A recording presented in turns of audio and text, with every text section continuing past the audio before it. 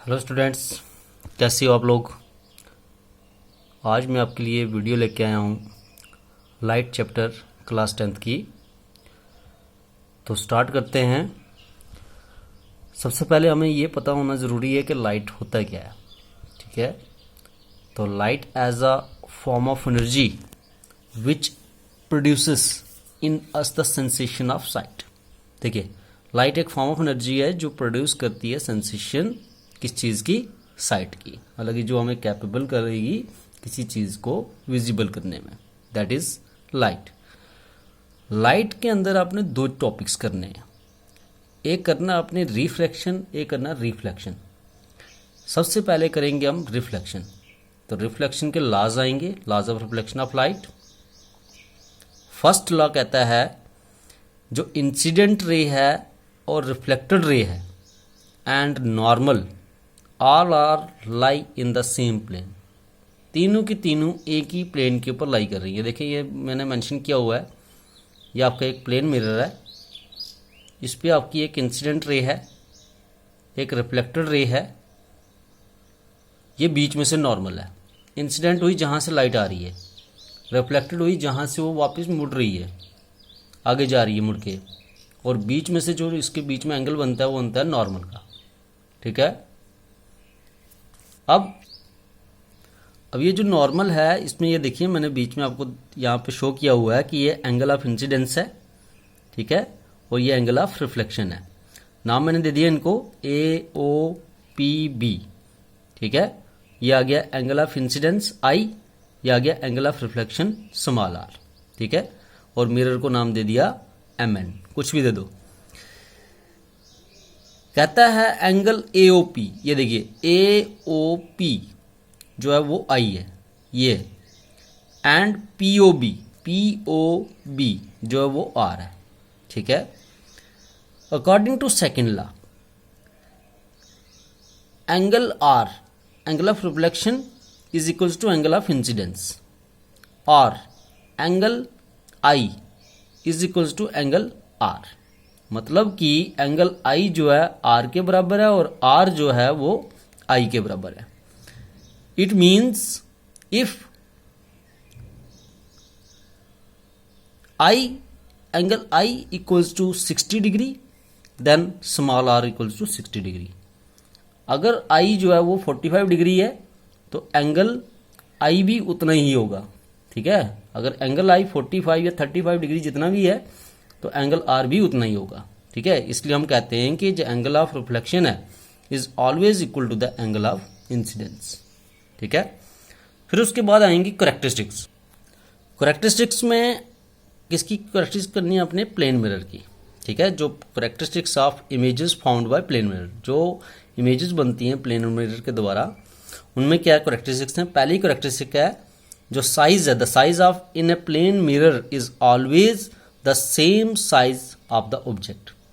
कहता है जो साइज होगा इमेज का प्लेन मिरर में वो ऑलवेज सेम होगा साइज ऑफ ऑब्जेक्ट के। एक ऑब्जेक्ट रखा हमने मिरर के आगे, उसका सेम साइज होगा इमेज का, जितना ऑब्जेक्ट का साइज होगा उतना ही इमेज का साइज भी होगा। सेकंड कहता है the image of real object. ठीक है, दो चीजें आपने पहले भी पढ़ी हुई हैं, एक रियल होते हैं, एक वर्चुअल होते हैं। रियल वो होता है जो जिनकी इमेज कहाँ बनती है, स्क्रीन पे, और वर्चुअल वो होते हैं जिनकी बिहाइंड द स्क्रीन बनती है।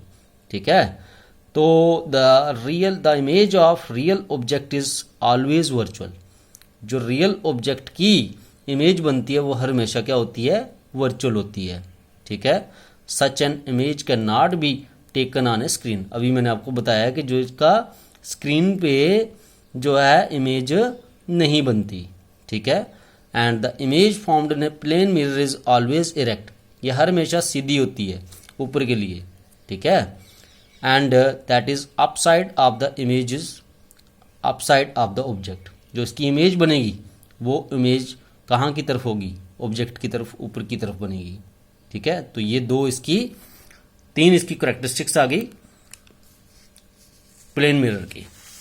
ठीक, अब हम करते हैं स्पेरिकल मिरर्स। देखिए, स्पेरिकल मिरर्स मतलब स्पेयर टाइप। तो स्पेरिकल मिरर होते क्या हैं, ए spherical mirror is that mirror whose reflecting surface is a part of hollow sphere of glass. एक हॉलो स्फीयर ग्लास मतलब ग्लास का आधा पार्ट लेना आपने, ठीक है। तो इसमें क्या है, आपके दो टाइप्स के मिरर्स आएंगे, एक कनकेव आएगा, एक कन्वेक्स आएगा।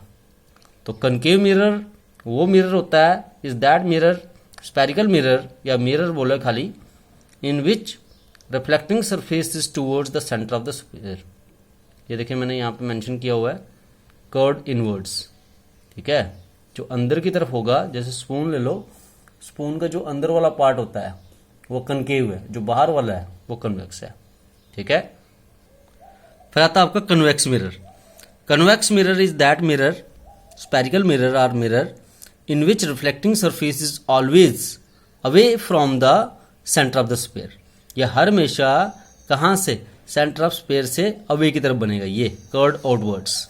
ये वाला पार्ट जो है ये कन्वेक्स मिरर है और ये वाला पार्ट जो है वो कनकेव मिरर है, ठीक है। अब कुछ इंपॉर्टेंट टर्म्स हम इसमें डिस्कस करेंगे। फर्स्ट टर्म आएगी अपर्चर। याद रखिएगा, ये डायग्राम मैंने आपकी मेंशन किया है, एक ये मिरर बना हुआ कनकेव मिरर है, ये बीच में से जो लाइन दिख रही है आपको ये प्रिंसिपल एक्सिस है, ठीक है। यहाँ मैंने मेंशन किया हुआ है, ये इस पर रेज पड़ रही हैं, ये इंसिडेंट रेज हैं, ये सारी डिफ्लेक्ट हो रही हैं, वापस मुड़ रही हैं, ठीक है। और इसकी इमेज कहाँ बनेगी, यहाँ इस साइड पे बनेगी, ठीक है। ये देखिए यहाँ पे फोकस बन रहा है, ये चीज़ है। तो जहाँ पे ये मीट करेंगे सारी की सारी इंसिडेंट रेज बैक साइड पे, तो दैट इज़ फोकस। ये इसका पॉइंट जो पी आपको दिख रहा है ये पोल है, ठीक है। ये रिफ्लेक्टेड रेज है, ये इंसिडेंट आ गई तो ये रिफ्लेक्टेड हो गई, ठीक है। अब देखिए अपर्चर होता है क्या, अपर्चर का मतलब है डायमीटर।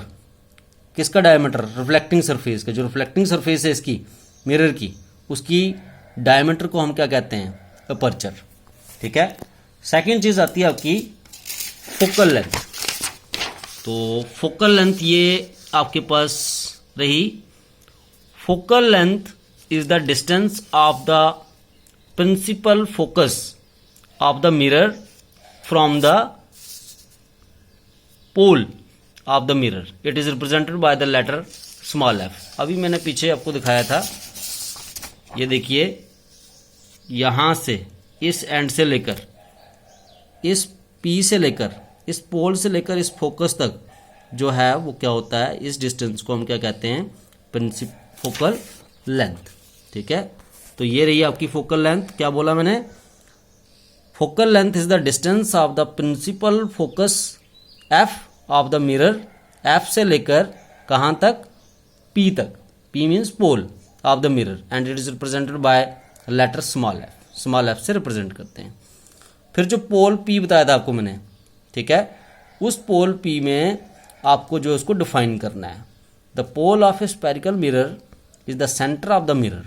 ये एक सेंटर होता है मिरर का centre point.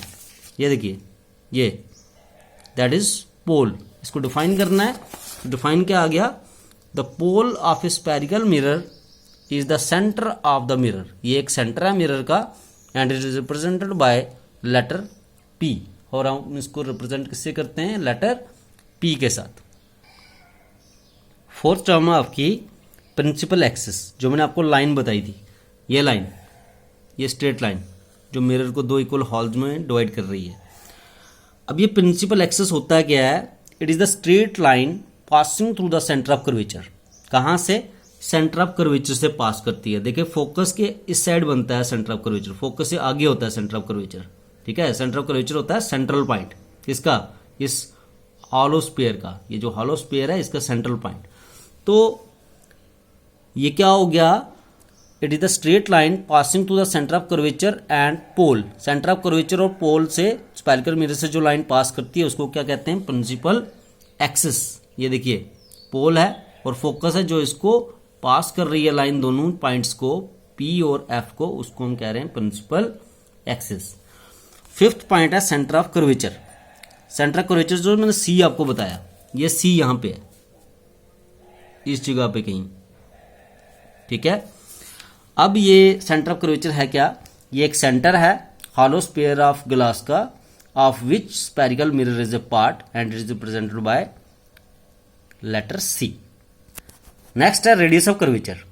Radius of curvature क्या होता है, radius of curvature of a hollow sphere of glass of which the spherical mirror is a part, मतलब कि रेडियस, ठीक है, रेडियस क्या होता है, डायमीटर का हाफ, ठीक है, of a spherical mirror and it is represented by letter R, और उसको हम रिप्रेजेंट किससे करेंगे, लेटर आर के साथ, ठीक है।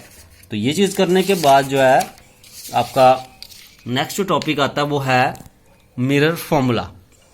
मिरर फॉर्मूला को हम रिप्रेजेंट करते हैं, देखिए इसके साथ 1/u plus 1/v equals to 1/f, ये आपको न्यूमेरिकल सॉल्व करने में हेल्प करेगा।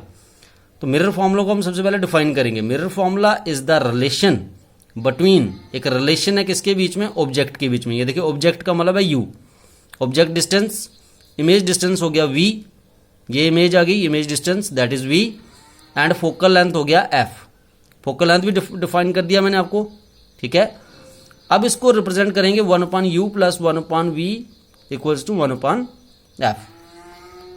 फिर आता है लीनियर मैग्निफिकेशन, अगर आपको फाइंड आउट करने के लिए आती है तो लीनियर मैग्निफिकेशन आपको फाइंड आउट कैसे करनी है, सबसे पहले डिफाइन कीजिए। It is defined as the ratio of height of object. देखिए जो हाइट है वो एक ऑब्जेक्ट की हाइट भी होगी और हाइट एक इमेज की भी हाइट होगी, तो it is defined as the ratio of height of image to the height of the object. तो हाइट ऑफ इमेज को रिप्रेजेंट किया HI के साथ और हाइट ऑफ ऑब्जेक्ट को रिप्रेजेंट किया HO के साथ, और it is represented by small m, that is m equals to HI/HO। अगर मैग्निफिकेशन निकालनी है तो मैग्निफिकेशन निकालने के लिए क्या होगा, HI मतलब height of image upon height of object. तो इस चीज़ के साथ हम एक न्यूमेरिकल सॉल्व कर सकते हैं जो किससे रिलेटेड होगा, मिरर फॉर्मूला से रिलेटेड होगा, ठीक है। तो मिरर फॉर्मूला ये लगाना है, इससे हम ऑब्जेक्ट डिस्टेंस भी निकाल सकते हैं, इमेज डिस्टेंस भी निकाल सकते हैं, फोकल लेंथ भी निकाल सकते हैं। और अगर लीनियर मैग्निफिकेशन निकालनी है, मैग्निफिकेशन मतलब कि उसका साइज निकालना है, ये साइज है, दैट इज साइज। अगर साइज निकालना है तो साइज निकालने के लिए आपको क्या फॉर्मूला पुट करना है, HI/HO, ओके। तो अगर आपको ये वीडियो पसंद आए प्लीज़ आप इसको सब्सक्राइब कीजिए, लाइक कीजिए और शेयर कीजिए। और अगर आपकी कोई डाउट्स आएँ तो कमेंट बॉक्स में मुझे अपनी डाउट्स भी बता दें।